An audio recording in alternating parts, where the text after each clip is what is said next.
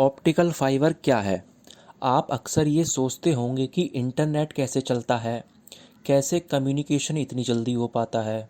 तो आपके सारे सवालों के जवाब आज इस वीडियो में आपको मिल जाएंगे। आपने ऑप्टिकल फाइबर का नाम तो ज़रूर सुना होगा। तो आज हम बात करने वाले हैं ऑप्टिकल फाइबर क्या है। ऑप्टिकल फाइबर एक ऐसी पतली तार होती है जिससे लाइट का उपयोग करके डेटा ट्रांसफ़र बहुत ही तेज़ी से किया जाता है। आपको बता दें कि एक स्पेशल एंगल से लाइट दिखाने पर ये टोटल इंटरनल रिफ्लेक्शन के सिद्धांत पर चलता है, यानी टोटल इंटरनल रिफ्लेक्शन के प्रिंसिपल पर ये वर्क करता है। ऑप्टिकल फाइबर में बिजली का संचार नहीं, लाइट का संचार होता है। लाइट का उपयोग करके इसकी स्पीड को बहुत तेज किया गया है। ऑप्टिकल फाइबर पतले कांच या प्लास्टिक से बनी एक तार होती है जिससे लाइट के रूप में जानकारी का प्रवाह होता है। ये तारें किन्हीं अन्य तारों के मुकाबले बहुत महंगी होती हैं। आपको ये जानकर हैरानी होगी कि इसमें डेटा 3 लाख किलोमीटर पर सेकंड की रफ्तार से ट्रेवल करता है। दरअसल ये स्पीड लाइट की है और इसमें इसी का इस्तेमाल कर डेटा को इतनी तेज़ी के साथ भेजा जाता है। तो अब आइए ऑप्टिकल फाइबर के इतिहास पर एक नज़र डालते हैं। तो जब इसे 1966 में पहली बार बनाकर टेस्ट किया गया तो ये प्रभावी रूप से उतना ठीक नहीं था। इसका विकास जारी था, परंतु आए दिन इसमें नए नए संशोधन देखने को मिलने लगे हैं। कई सारे अनुसंधान के बाद 1975 से शुरू हुए अनुसंधान की एक अवधि के बाद पहली व्यावसायिक फाइबर ऑप्टिक संचार प्रणाली विकसित की गई। इसके बाद प्रगति होती गई और इनका दायरा 10 किलोमीटर से 50 किलोमीटर, फिर 50 किलोमीटर से 100 किलोमीटर और ऐसे ही बढ़ता चला गया। आज आप देख सकते हैं ऑप्टिकल फाइबर का कितना बड़ा नेटवर्क स्थापित हो चुका है। अब बात करते हैं कि ऑप्टिकल फाइबर कैसे काम करती है। तो ऑप्टिकल फाइबर पर जहाँ डेटा रिसीव किया जाता है वहाँ एक ट्रांसमीटर लगा होता है।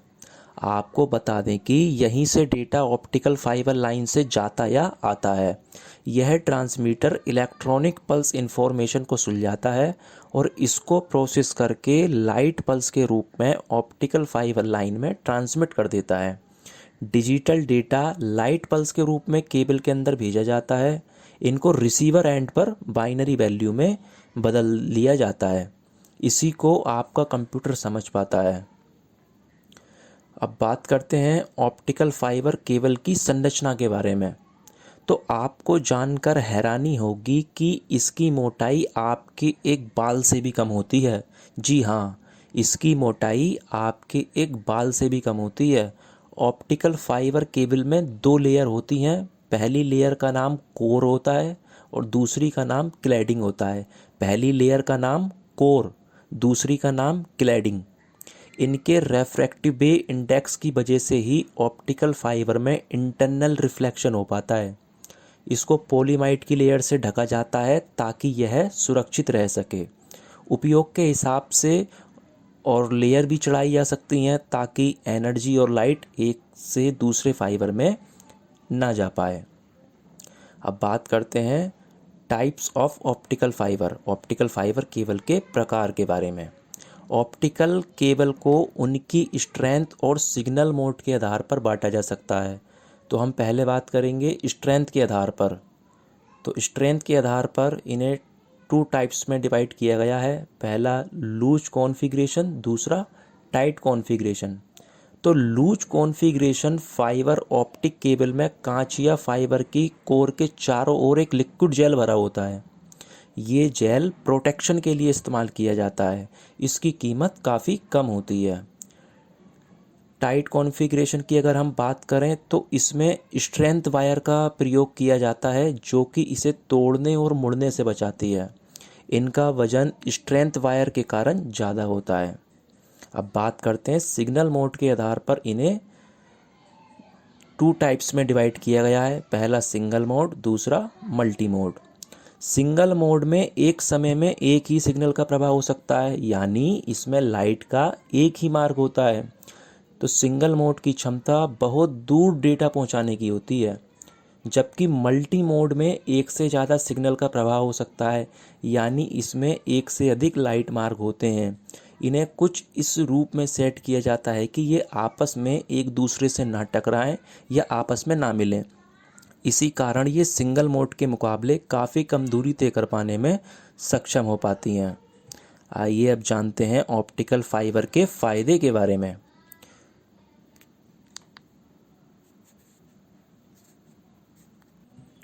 तो ऑप्टिकल फाइबर के फ़ायदों को हम कुछ पॉइंट के बेसिस पर डिफ़ाइन कर सकते हैं, यानी कि एक्सप्लेन कर सकते हैं। तो पहला पॉइंट है हमारा बड़े बैंडविड्थ। ऑप्टिकल फाइबर बहुत ही तेज़ी से बहुत कम समय में लंबा सफ़र तय करने में सक्षम है। ये बिजली वाली तारों की तुलना में 10 से 100 गुना अधिक बैंडविड्थ तक हो सकते हैं, जिसका मतलब ये ज़्यादा डेटा लाने और ले जाने में सक्षम है। कम नुकसान। आप जानते होंगे लाइट की स्पीड बिजली से कहीं ज़्यादा है। ऐसे में ये बिजली की तारों के मुकाबले कम नुकसानदेह होती है। विद्युत चुंबकीय हस्तक्षेप की प्रतिरक्षा। तो ऑप्टिकल फाइबर इंसुलेटर के बने होते हैं, इस कारण मैग्नेटिक वेव इन पर कोई असर नहीं डाल सकती। नेक्स्ट पॉइंट है हमारा छोटे आकार और हल्के। तो ऑप्टिकल फाइबर काफ़ी छोटे होते हैं, इनकी मोटाई आपके बाल से भी कम होती है। इसकी इसी संरचना के कारण इनका वजन भी बहुत कम होता है। सुरक्षा। ऑप्टिकल फाइबर डेटा को पूरी सेफ्टी प्रदान करता है। इसकी सिक्योरिटी को तोड़ना इतना सस्ता और आसान नहीं है। अंतिम पॉइंट है हमारा एनालॉग और डिजिटल सिग्नल ट्रांसमिशन। इसमें डेटा का एनालॉग तरीके से नहीं बल्कि डिजिटल तरीके से ट्रांसमिशन किया जाता है। आपको बता दें, इसमें एनालॉग ट्रांसमिशन भी किया जा सकता है। एनालॉग ट्रांसमिशन में तीव्रता लगातार भिन्न होती रहती है, इसीलिए डिजिटल मोड का उपयोग ज़्यादा ठीक रहता है। तो अब ऑप्टिकल फाइबर के नुकसान के बारे में भी हम डिस्कस कर लेते हैं। Disadvantage of optical fibre. तो यहाँ भी कुछ पॉइंट हैं जिनके बेसिस पर हम इसे डिफ़ाइन करेंगे। पहला, महंगी। ऑप्टिकल फाइबर आम डेटा ट्रांसफ़र केबलों के मुकाबले महंगी होती है। दूसरा, मुश्किल सेटअप। तो ऑप्टिकल फाइबर का सेटअप बहुत ही कठिन होता है। तीसरा, रिपेयर। इसको रिपेयर करना आसान नहीं होता है, इसके लिए कौशल कारीगरों की आवश्यकता होती है।